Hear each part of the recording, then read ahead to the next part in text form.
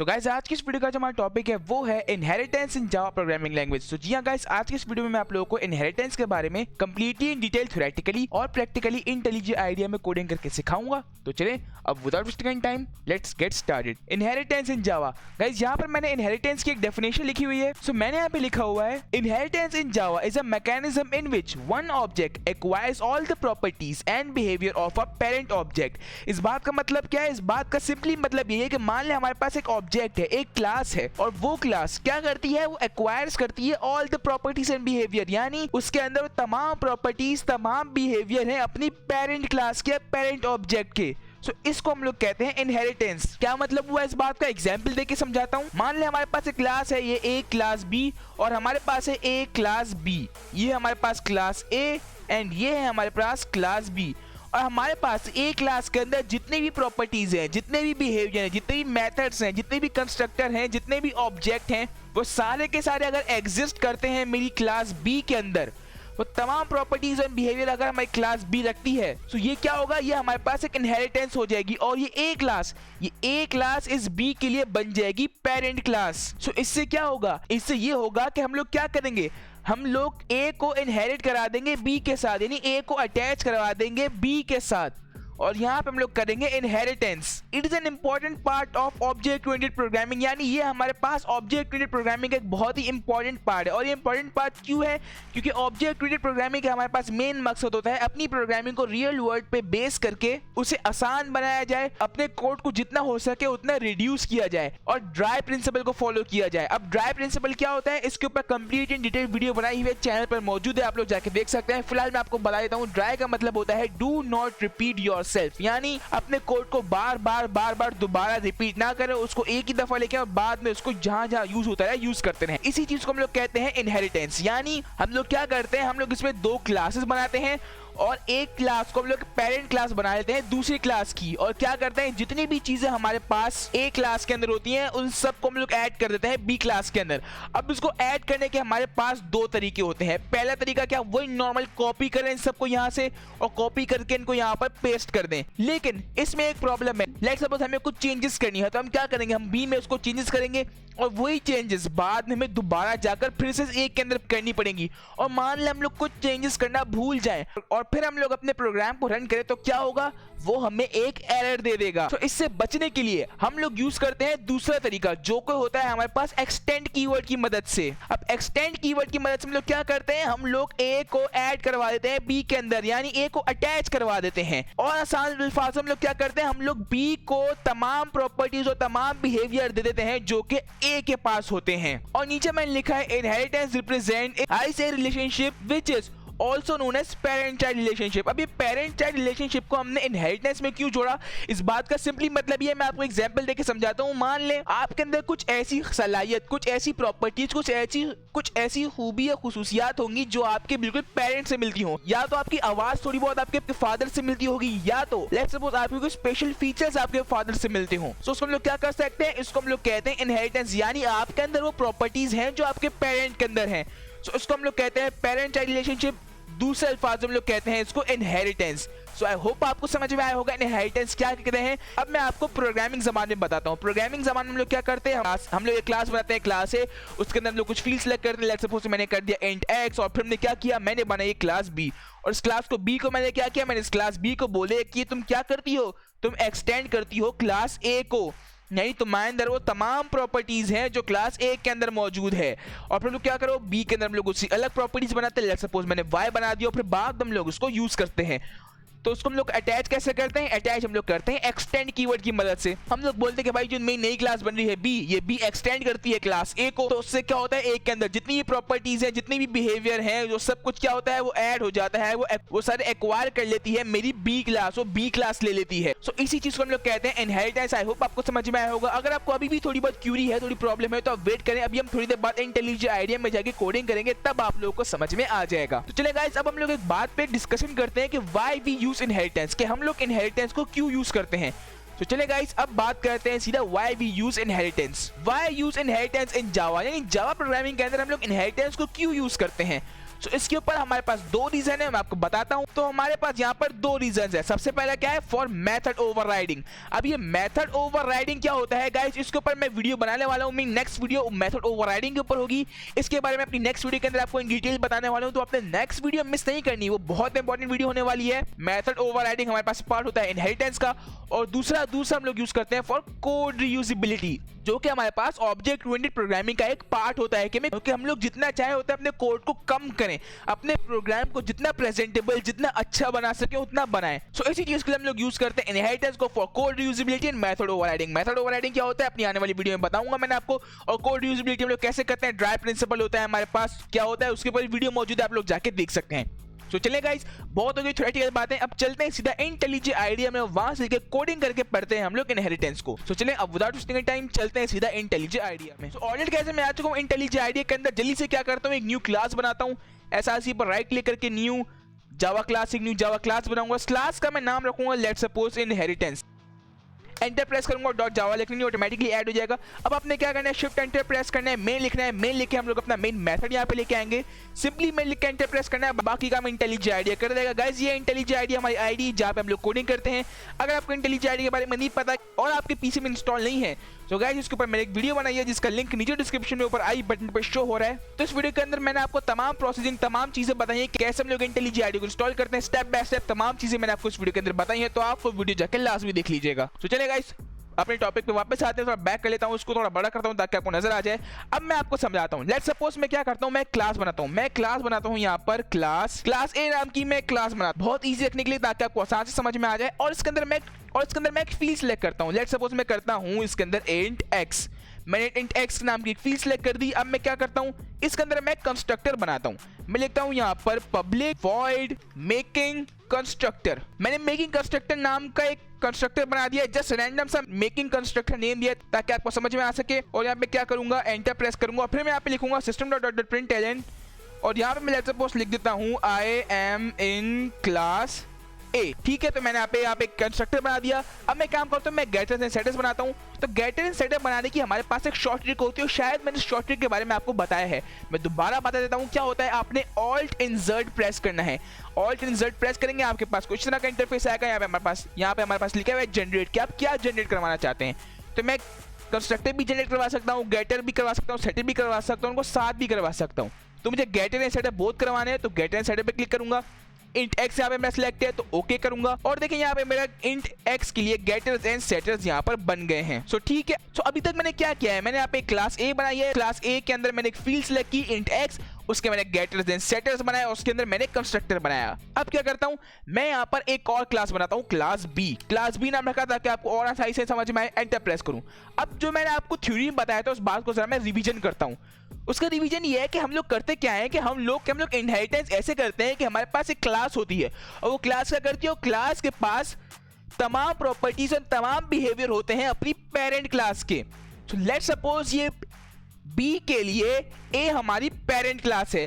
अब हम लोग करना चाहते हैं इनहेरिटेंस। अब इनहेरिटेंस कैसे कर लेंगे हम लोग, वो ऐसे करेंगे कि ए की जो तमाम प्रॉपर्टीज है, तमाम बिहेवियर, जो कुछ भी हमने ए के अंदर किया है वो सब मौजूद होना चाहिए बी के अंदर, वो सब बी रखेगी। तो उसके लिए क्या प्रोसेस है, प्रोसेस तो ये है कि इसको मैं पूरे को यहाँ से कॉपी करूँ और यहाँ पर मैं इसको एंटर प्रेस करके पेस्ट कर दूं। एक तरीका तो मेरे पास ये, फिर इससे क्या हुआ, इससे तमाम चीजें मेरे पास यहाँ पर कॉपी हो गई। अब मान ले मुझे कुछ चेंजेस करनी है, मुझे जो गेट एक्स है इसके अंदर मुझे कुछ प्रिंट करना है, तो मैं करूंगा system.out.println और फिर इसके अंदर मैं लिखूंगा गेटिंग एक्स। अब यहाँ पर मैंने लिख दिया गेटिंग एक्स। अब मुझे क्या करना पड़ेगा, अब मुझे यहाँ पर जाके भी चेंज करना पड़ेगा, मुझे यहाँ पे एंटर प्रेस करना पड़ेगा और लिखना पड़ेगा मुझे यहाँ पर गेटिंग एक्स, कि मैं यहाँ पर एक्स को गेट कर रहा हूँ। मान ले मेरे पास ऐसी कुछ चेंजेस और भी है और मैं कहीं पर कुछ चेंज करना हो, मैं चेंज करना भूल गया, मैंने अपने प्रोग्राम को रन किया, तो वो मुझे एक एरर दे देगा, बोलेगा भाई आपके प्रोग्राम में एरर है। सो मैं उससे बचना चाहूंगा, मैं चाहूंगा कि मैं बार बार सब जगह जाके चेंज ना करूं। अगर मुझे चेंज करना मैं एक ही जगह चेंज कर दूं और सब जगह चेंज हो जाए। तो इसके लिए हमें क्या करना पड़ेगा, इसके लिए हम लोग यूज करेंगे एक्सटेंड कीवर्ड का, और उससे हम लोग इनहेरिटेंस करेंगे और ए की तमाम चीजें हम लोग ऐड करवा देंगे बी के अंदर। तो कैसे करेंगे मैं आपको समझाता हूं। इसको जरा मैं यहां से हटा देता हूं और मैं क्या करूंगा, मैं यहां पे लिखूंगा बी एक्सटेंड्स ए। बस अब मेरा काम हो गया खत्म। कैसे हुआ, अब ए के अंदर जितनी भी प्रॉपर्टीज है, जितनी मैंने कंस्ट्रक्टर बनाया है, गेटर सेटर बनाया है, एक फील्ड सेलेक्ट की है एक्स, ये तमाम चीजें ऐड हो गई मेरे पास क्लास बी के अंदर। सिर्फ मैंने क्या लिखा, मैंने लिखा एक्सटेंड ए, यानी क्लास बी क्या करती है, क्लास बी एक्सटेंड करती है ए को। वो एक्सटेंड कैसे करती है, वो तमाम प्रॉपर्टीज, बिहेवियर्स, सब कुछ रखती है जो कि ए के पास है। सो ए क्या हुआ, ए बी के लिए बन गई हमारे पास पेरेंट क्लास, और बी क्या करती है, बी हमारे पास तमाम चीजें रखती है अपनी पेरेंट क्लास की जो कि है ए।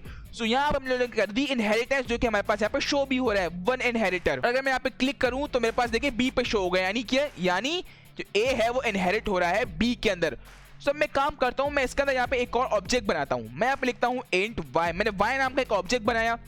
अब मैं क्या करता हूँ, इसके लिए मैं दोबारा से गेटर एंड सेटर बनाता हूँ। तो ऑल्ट एंड ज़ेड प्रेस करेंगे, गेटर एंड सेटर पे क्लिक करेंगे, ओके पे क्लिक करेंगे, तो मेरे पास यहाँ पे गेटर्स एंड सेटर्स यहाँ पर बन गए। सो मैंने क्या किया, यहाँ पर मैंने इनहेरिटेंस कहती कि कैसे की दोबारा समझाता हूँ। मैंने भी बनाई क्लास ए के अंदर मैंने एक फील्ड सेलेक्ट की एक्स, उसके लिए गेटर एंड सेटर बनाया, कंस्ट्रक्टर बनाया, और मैंने क्या किया, जो मेरे पास ए है इस ए को मैं ऐड करना चाहता हूँ मेरी क्लास बी के अंदर, और इसको मैं बनाना चाहता हूँ पेरेंट क्लास बी के लिए। तो मैंने क्या किया, ठीक है भाई मुझे इनहेरिटेंस करनी है ना, तो मैंने क्या किया, मैं लिखा क्लास बी एक्सटेंड ए, यानी क्लास बी क्या करती है, वो ए को एक्सटेंड करती है, वो ए की तमाम प्रॉपर्टीज को अपने अंदर रखती है। सो कंपाइलर ने बोला ठीक है भाई। अब मैंने क्या किया, अब मैंने यहाँ पे बना दी इंट वाई बी के अंदर, और मैंने उसके लिए भी गेटर एंड सेटर्स बना दिए। तो अब मैं क्या करूंगा, अब मैं यहाँ पर क्लास बी का एक ऑब्जेक्ट बनाता हूँ। कुछ समझाने के लिए मैं लिखता हूँ यहाँ पर B small B is equal to new B. मैंने यहाँ पे एक न्यू बी नाम का ऑब्जेक्ट बना दिया है। अब मैं क्या करता हूँ, मैं लिखता हूँ बी डॉट गेट वाई।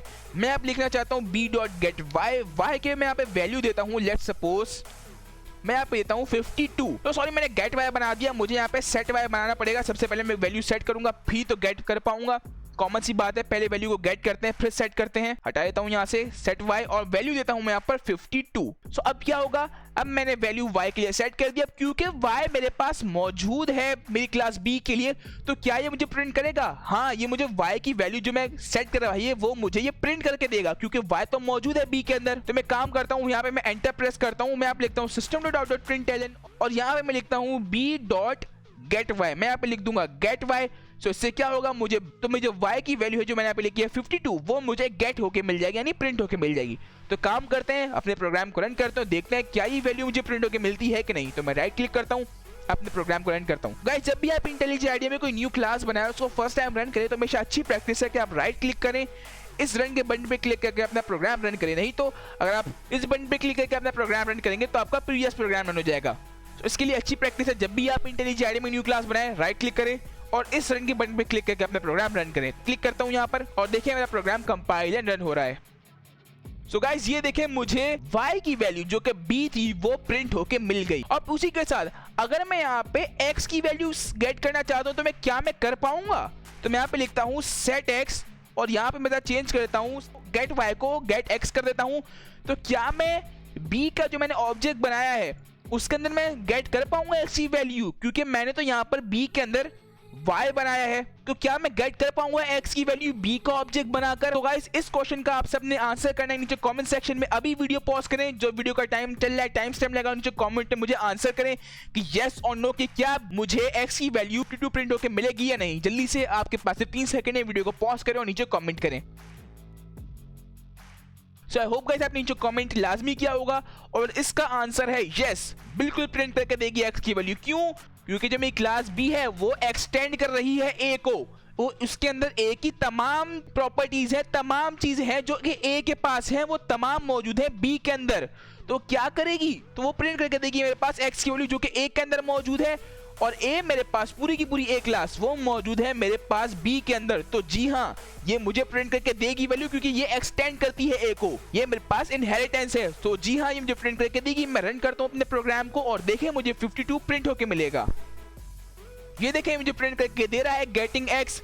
अब मैं काम करता हूँ यहाँ पर कर देता हूँ मैं getting x through b class. मैंने यहाँ पे लिख दिया getting x through b class. अब मैं क्या करूंगा, अब मैं इन दोनों को प्रिंट करवाता हूँ x को और y को। इसको मैं यहाँ से कॉपी करता हूँ और एंटर में पेस्ट करता हूँ और यहाँ से मैं कर देता हूँ सेट x को सेट y और यहाँ पे गेट x को गेट y और यहाँ पे मैं वैल्यू चेंज कर देता हूँ लेट्स सपोज 42 और मैं अपने प्रोग्राम को जरा रन करता हूँ। लगता है मैंने स्मॉल y लिख दिया यहाँ पर, मैं कर देता हूँ यहाँ पे कैपिटल Y। ठीक है कोई एरर नहीं है। अपने प्रोग्राम को मैं रन करता हूँ और देखिए मुझे दोनों वैल्यूज प्रिंट होके मिलेंगी। सो गाइस ये देखिए, ये मुझे दोनों वैल्यूज प्रिंट करके दे रहा है। गेटिंग x, सबसे पहले x की वैल्यू जो कि है 52, और फिर मुझे प्रिंट करके दे रहा है y की वैल्यू जो कि मैंने सेट किया 42। गाइस अब मेरा आपसे एक सवाल है, इन सबको मैं ऐसे से हटाता हूं और मैं ऑब्जेक्ट बना लेता हूं a के लिए। मैं a के नाम का ऑब्जेक्ट बना लेता हूं और मेरा आपसे सवाल है, तो मैंने a के लिए ऑब्जेक्ट बनाया है, इससे क्या मैं y की वैल्यू प्रिंट करवा सकता हूं? मैं यहाँ पे लिखता हूं b.setY, और यहाँ पे मैं लिख सकता हूँ 52। तो देखिए मैं नहीं लिख सकता, ये मुझे यहीं पे एरर दे रहा है कि भाई आप ये क्या कर रहे हो, can not resolve method set Y, यानी ये इस प्रॉब्लम को रिजॉल्व नहीं कर पा रहा। क्यों नहीं रिजॉल्व कर पा रहा? क्योंकि जो मेरी क्लास ए है ये तो सिर्फ x को रखती है, ये y को कहाँ रखती है। तो इसके लिए ये मुझे एक एरर देगा। अपने प्रोग्राम को अगर मैं रन भी करूं तो ये मुझे फिर भी एक एरर देगा, क्योंकि यहाँ पे मुझे रेड लाइन शो कर रहा है। वो बोल रहा है कि ऐसा नहीं हो सकता। क्यों? क्योंकि आपने एक के अंदर तो y बनाया ही नहीं है, एक के अंदर तो आपने सिर्फ x बनाया है। तो इसके लिए मैं a के नाम से y की वैल्यू प्रिंट नहीं करवा सकता। अब मैं से x की वैल्यू तो प्रिंट करवा सकता हूं। एंटर प्रेस करके अगर मैं साउट लिखूं यहाँ पर और मैं यहाँ पे लिख दूं अगर b.getY, b.getX, अपने प्रोग्राम को अगर मैं रन करूं तो देखिएगा मैं तो x की वैल्यू तो प्रिंट कर पाऊंगा a के नाम से ऑब्जेक्ट बनाकर। ये देखिए मुझे प्रिंट करके दे रहा है 52, लेकिन मैं यहाँ पर y के लिए प्रिंट नहीं करवा सकता। क्यों? क्योंकि जो y मेरे पास है वो तो मेरे पास b के अंदर मौजूद है, लेकिन मैं b के नाम का ऑब्जेक्ट बनाकर x की वैल्यू तो प्रिंट कर सकता हूँ। क्यों? x है वो मौजूद है क्लास a के अंदर, और क्लास a क्या करती है? क्लास a मौजूद है मेरी पूरी b के अंदर। क्लास क्यों?